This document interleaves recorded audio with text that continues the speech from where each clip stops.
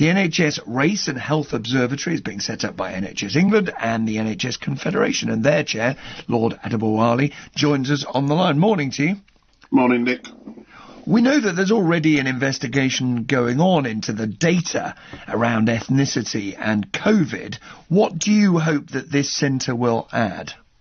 Well, I think the Observatory will do three things. It will take the data, not only from this very welcome study into coronavirus, but other data as well, turn it into credible information, present it in ways that health leaders can understand and use. That's the first thing.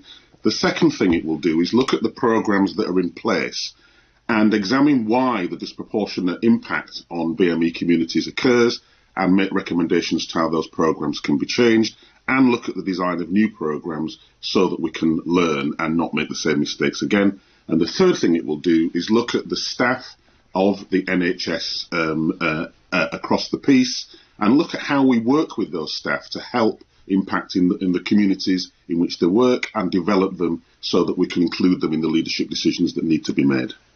Now, it's likely, isn't it, that there are things that are specific to this disease, perhaps genetic, perhaps, for example, people having lower levels of vitamin D, but there will also be a whole series of things about people's socio-economic status, their incomes, their housing, their family structure, overcrowding and the rest that will matter as well. Well, that is true. I mean, there's lots of speculation as to what the reasons might be. I think the point of the observatory is to get the facts and put them in one place. What we do know about the coronavirus episode is that it is an episode, a tragic episode in basically systemic failure, and the observatory is about dealing with the tragic episode and the systemic failure. It's a systemic response. It's about ensuring that we learn from these deaths and so we don't make the same mistakes again. In terms of the mistakes, if we knew then what we know now, if at the beginning of this crisis we had known about the disproportionate impact, in other words, on BAME people, what would we have done differently, do you think? Well, that's an interesting question you're asking me to speculate on, but hindsight being 20/20 vision.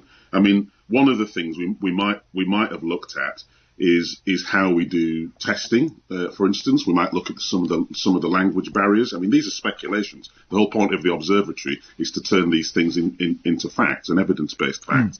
We might look at that. We might have looked at what we know about pandemics in other countries and apply that to this country. We might subdivide. When people talk about BME, it's a generic term. We need to subdivide and think about what that population actually consists of.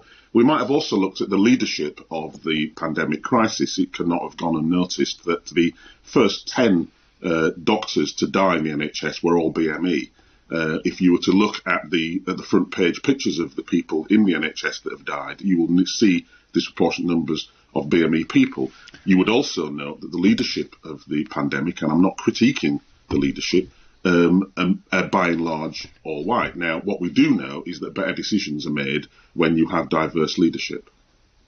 You think it makes a difference? You think the safety of frontline staff from ethnic backgrounds might have been greater if there were people of ethnic backgrounds leading the NHS?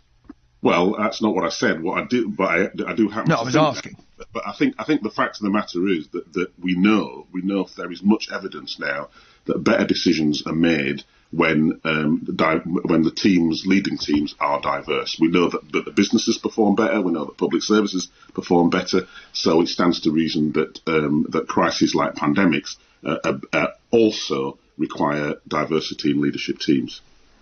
Lord Adebowale, thank you very much indeed for joining us.